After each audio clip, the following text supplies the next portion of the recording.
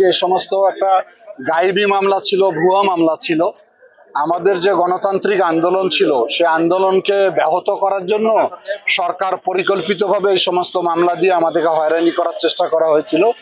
আজকে আমরা কোর্ট থেকে ন্যায় বিচার পেয়েছি এবং আমি মনে করি যে কোনো সরকারি ফ্যাসিবাদী সরকার গণতান্ত্রিক আন্দোলনকে মামলা দিয়ে যে ঠেকিয়ে রাখতে পারে না সেটার প্রমাণ হলো আজকে। এবং বাংলাদেশ একটি ফ্যাসিবাদী মুক্ত থেকে মুক্ত হয়েছে এই জুলাই অভ্যুত্থানের মধ্য দিয়ে। আমরা মনে করি ভবিষ্যতে যাতে কোনো ফ্যাসিবাদী সরকার রাষ্ট্র ক্ষমতায় বসতে না পারে এবং রাষ্ট্র যাতে গণতান্ত্রিকভাবে মানবিক রাষ্ট্র হিসেবে পরিচালিত হয়। আমরা যারা রাজনৈতিক কর্মী আমরা সবসময় গণতন্ত্রের পক্ষে কথা বলেছি। এই কথা বলার কারণে আমাদের হাজার হাজার নেতাকর্মীকে হত্যা করা হয়েছে, গুম করা হয়েছে, পঙ্গু করা হয়েছে, হাজার হাজার মামলা আমাদেরকে দেয়া হয়েছে, কিন্তু আমরা রাজপথ থেকে সরে যাইনি। আমরা আমাদের গণতান্ত্রিক আন্দোলনটাকে ধরে রাখার জন্য নেতাকর্মী আমরা সম্মিলিতভাবে প্রচেষ্টা চালিয়েছি। এইটি সেটি জুলাই অভ্যুত্থানের মধ্য দিয়ে সফল হয়েছে।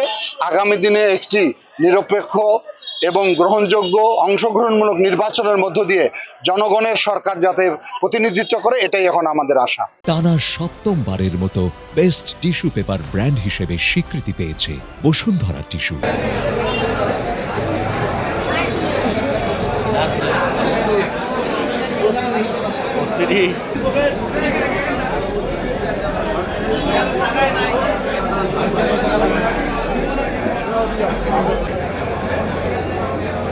দাঁড়িয়ে আসছি।